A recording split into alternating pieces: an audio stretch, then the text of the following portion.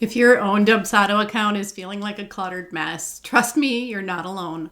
I recently took a deep dive into my own setup, and let's just say there were some serious throwback moments from my early days in business. Outdated workflows, old packages I hadn't used in years, and way too many project statuses I wasn't even using anymore. In this video, I'm taking you behind the scenes of my own Dubsado cleanup and sharing tips, tricks, and lessons learned along the way. So before I get into all of that, let me tell you who I am in case you're new here. I'm Amy Gould. I am a Dubsado systems strategist. I love helping my clients automate their client experience so they can work less, make more, and wow clients. And that's why I created this YouTube channel, so I could share everything I learn along the way as a systems strategist. So let's dive into my Dubsado cleanup and what I learned along the way. First things first, I have to admit I have done a ton of little fixes in my Dubsado account, but it has been a really long time since I have done a full-on go through every single piece of my system from top to bottom and Marie Kondo the heck out of it. I have to tell you, there were so many old, outdated things in there that I no longer use. I don't even know how many project statuses I had come up with over the years and used and thrown out but never gotten rid of. I'm kind of like that junk drawer in your kitchen, which, by the way, I have one of those too, and it needs a serious dump out. Like, I seriously want to take the whole drawer and upend it on the kitchen counter and just go through the whole thing, and then find one of those really cool drawer organizers and make it look all nice and neat, because right now it is pretty bad. My Dubsado was kind of feeling the same way. There was so much stuff in there. Old projects, old packages that I wasn't even using anymore. In fact, I found a package from 2020 when I was offering social media management and virtual assistant work. So definitely not using that anymore. And I had been feeling for a long time that I really just needed to get in there and get rid of stuff, especially my forms.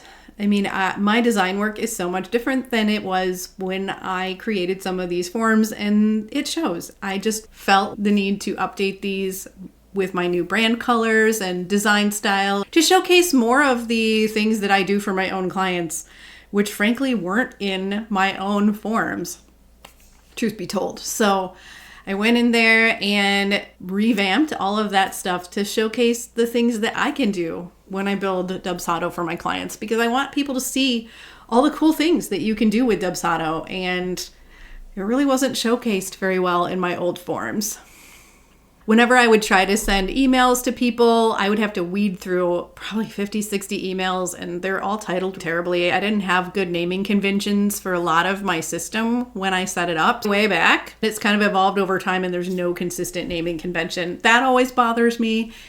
I have redesigned so many forms because Dubsado copies the form into the workflow and into the project when a new workflow is applied. When you go to send it to the client, you go in there and you're like, oh, this isn't right. That isn't right. Let me tweak this. Let me change this color. Let me update this photo. All of those things were happening, but unfortunately they were happening in the client's project template and not in the template that gets applied to everyone. So it was repetitive, redoing the same thing over and over again. And every time I'd be like, I just need to hurry up and do this. I'll go back and do the full redesign on the form later. Well, the thing is, later never came, and every time I sent that proposal, the same thing happened, and I would get really annoyed with myself. So that's what led to I absolutely need to dump out this system and clean it up and revamp it and just make sure that everything really aligns with the way that I'm running things now. There were also some zaps that weren't working properly because I changed the client training library host to Member Vault, and I never updated the zap.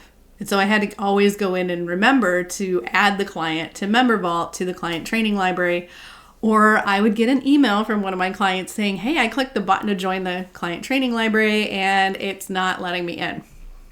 So I actually went in and fixed my Zap so that it adds the client to the training library and does some other really cool things that I had been wanting to do but didn't have the time to sit down and do. Another thing that I really have been feeling the need to do is update my email copy.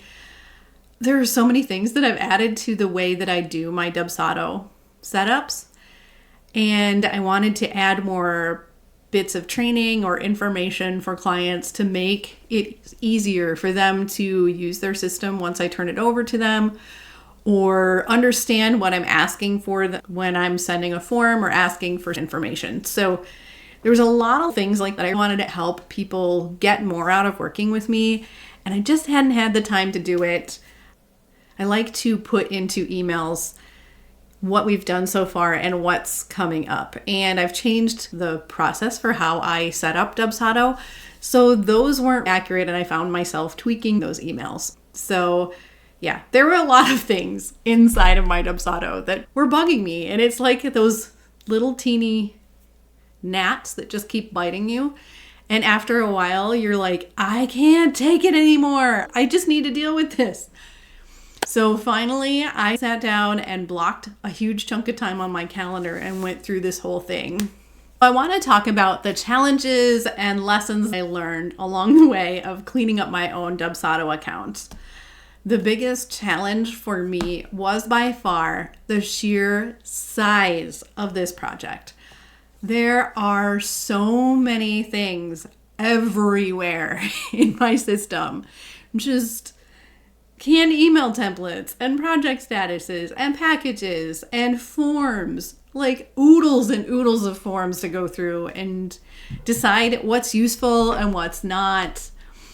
So that was my biggest challenge and it was overwhelming. I'm not gonna lie. I put this project off for months because I just kept looking at it and going, I don't have time for that.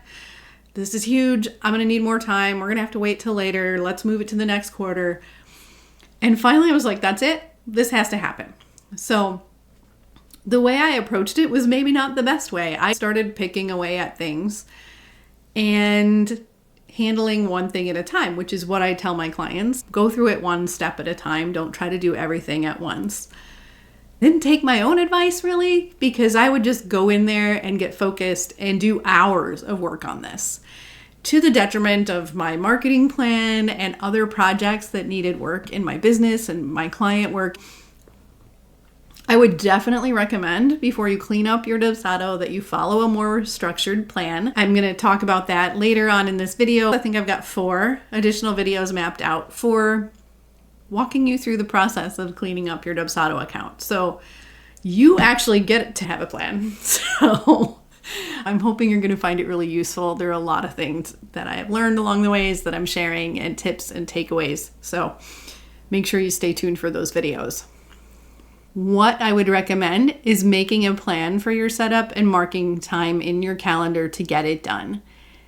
Make it a half an hour or an hour at a time so it's not so overwhelming and there's a beginning and an end to the torture, because it can kind of feel a little bit like torture. There's a lot of kind of boring stuff in there. Canned email templates. Nobody likes editing and revising canned email templates. I don't even like editing and revising canned email templates. And then what I would do is just work on one thing at a time. If you get the one done and you have more time and you feel like it, tackle the next thing in your checklist. And before you know it, you will be to the end of this project and your Dubsado will be organized and you will feel amazing. I think I already hinted at this, but some of the biggest surprises that I found when I was decluttering my Dubsado account was the packages. There were so many packages, but also just a lot of old stuff from when I was a VA. And then I think I went to copywriting. So there were some copywriting bits in there for packages, email templates. I've actually changed the way that I use my Dubsado and the way that I set it up for my clients. The canned email templates is no longer the place where every single email for your workflows needs to live. And here's why. Dubsado's workflows don't update with the canned emails if you update them in the canned email templates. You actually have to go into the workflow and reselect the email, which is the dumbest thing I've ever heard. So I stopped doing it because it was a pain in the butt. You would go and edit an email in the workflow and go, dang it, now I got to copy this text and put it in the canned email template. So I stopped doing that. What I keep in the canned email templates instead is the scheduler emails, the payment plan emails, and any frequently asked questions emails that I manually send to clients because I write them once in the canned email templates, and then I can pick them and send them based on the question that's been asked. The scheduler and the payment plans both look at the canned email template before sending, unlike the workflow, which doesn't do that. Someday, maybe they'll change that and I'll have to change the way I do things again. But in the meantime, that is one thing that I don't do the same. There were also a lot of schedulers that were hanging around. I think I had a dozen schedulers or more, and I really only use about 5 in my business. So I got rid of the extra schedulers that were cluttering things up, making it difficult to find the scheduler you wanted. And I also renamed some of the schedulers to make it more obvious if they were used in the website versus being sent to clients. So let's talk about the top 3 changes that made the biggest difference in my Dubsado account. First of all, I updated my email templates to be named in a way that it is easy to understand what that email template is used for. And I updated the copy so that it makes sense with what I'm doing in my business currently and the way that I'm working. I also renamed the forms in my forms area.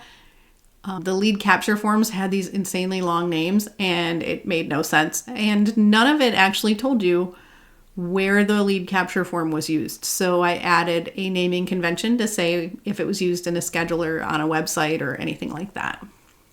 Another thing that I did was simplify the lead capture forms. I had so many questions that I was asking on my lead capture forms. Quite a few. In hindsight, I thought maybe they might be causing people to not book with me. So I shortened the lead capture form. I can send a form later if I want to collect more information from someone along the way. So make it real easy for them to opt in. And then once there's some buy-in, get some more information. So here's what I saw by doing all of this work.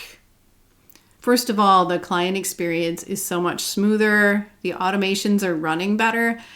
And ultimately, I'm happier with the emails that are going out because they feel more genuine and more like me.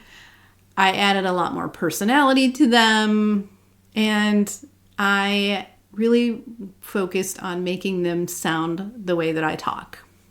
One of the ways I did that was by using a tool called Descript to record myself saying what I wanted to say and then transcribing it into the email. So it really sounded like me and not like ChatGPT or some weird robot. I updated a lot of automations and I fixed some things that were broken, like the zaps that weren't working properly or didn't use the right tools anymore. So I updated all of those, and that's taking work off my plate, which is a huge win. If you're looking to update your Dubsado account, here's some advice. Start by making a checklist and planning what you're going to do. I recommend mapping out your current processes from start to finish and what you want them to be. Start off by mapping out your entire process from lead to offboarding for each offering that you have or will have if you're going to add some this year. Now is a great time to start thinking about that. You can look at everything in your account and see what isn't supporting that. Then you can go through every part of your account and tweak things to match that workflow that you've already mapped out. Now I'm going to be going through all of these areas and walking you through sort of my own checklist for auditing your Dubsado account. In the next few episodes, I'm going to be telling you about some little additions that you can make to your workflows that will make the client experience even better along the way. Even if you don't have a Dubsado account and you're thinking about getting Dubsado, you might want to watch these to get some good takeaways for things to include in your processes when you set this type of thing up for yourself. And the last thing I'm going to say is if you are listening to me and the thought of decluttering your own Dubsado account seems really overwhelming, you can hire me to do it for you. I have a VIP day offer that's one whole day with me working in your systems for you.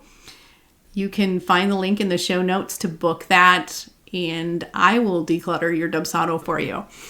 So if that sounds good, head on over to the show notes, click the link, and let me know that you'd like to work with me. I'd love to hear from you.